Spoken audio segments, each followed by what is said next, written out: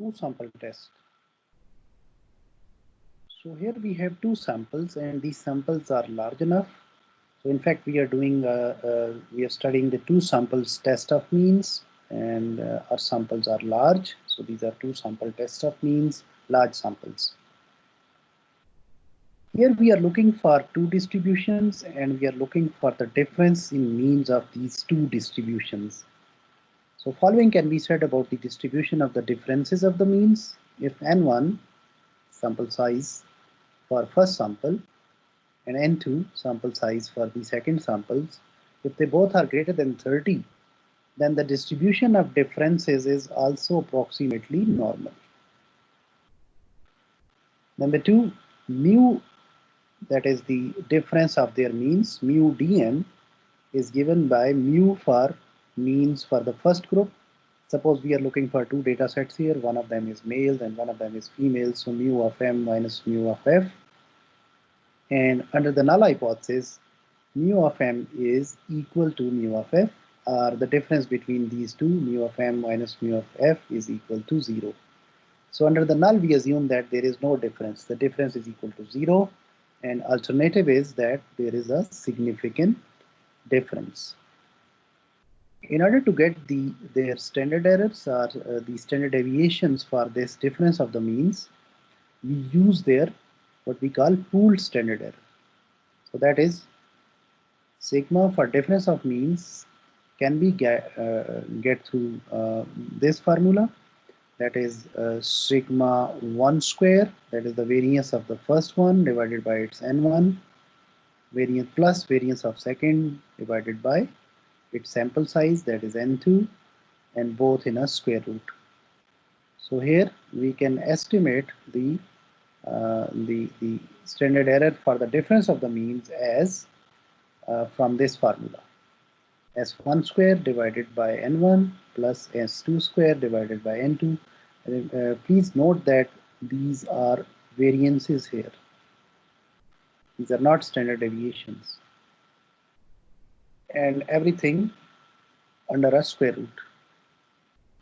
We can do this z calculated as y bar for the difference, that is the difference of their means, sample means, minus mu naught, the difference under the null which we are assuming, divided by STM, the standard error for the difference of their means. Let's go with an example. So following are Conn yields for two hybrids, each from 99 different fields per hybrid. So we have first hybrid in 99 fields and second also in the equal number of fields. So sample sizes, both of them are equal. N for H1 is equal to N for H2, and that is equal to 99. Obviously, these are large samples, both of them. The sample size is greater than 30 for both.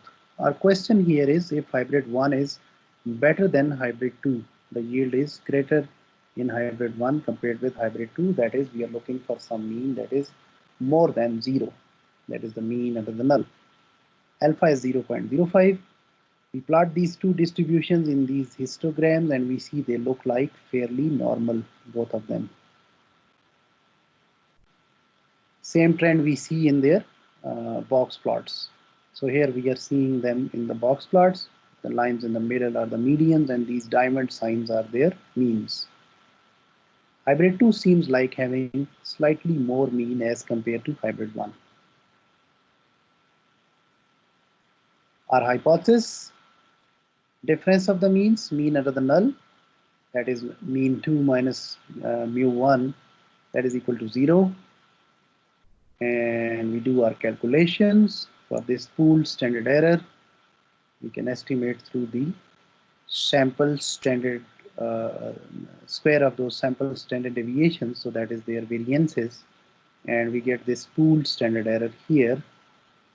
The number after our calculation, our standard deviations were 11.6, so we square them to get their variances here as per this formula, divided by 99, and when we calculate, our standard error is 1.65. Our z calculated is y bar for the difference minus mu naught divided by STM. Plug in into our formula.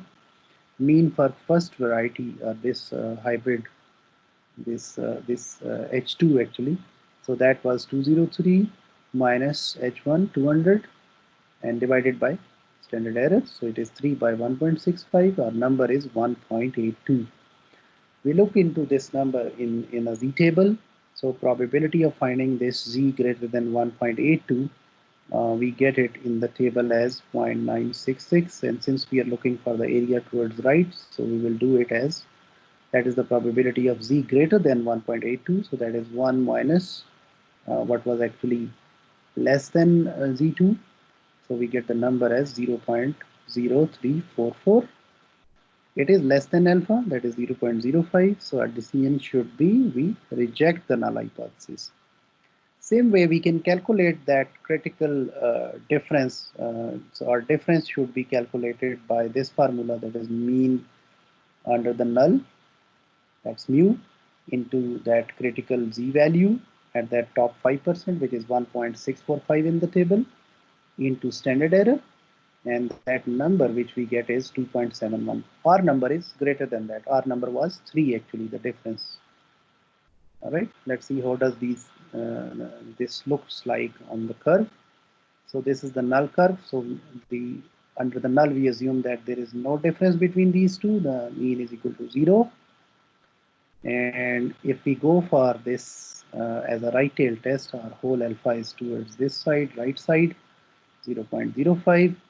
And towards left it's lower 95% of the area, and towards right across this red bar is the top 5% area. In order to reject, our observation should be crossing this bar or this barrier. It should be in this region. That's the rejection region. Our z critical should be at this this bar, or this red barrier.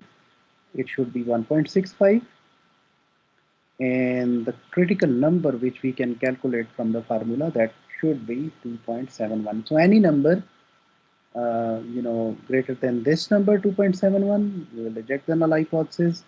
Z calculated should be greater than this, and P finding this Z calculated should be greater than 0.95 if we come on this side. But if you want to compare with alpha, it should be less than 0.05. For that, you need to do is you calculate in the table or in Excel, and then you do 1 minus that number.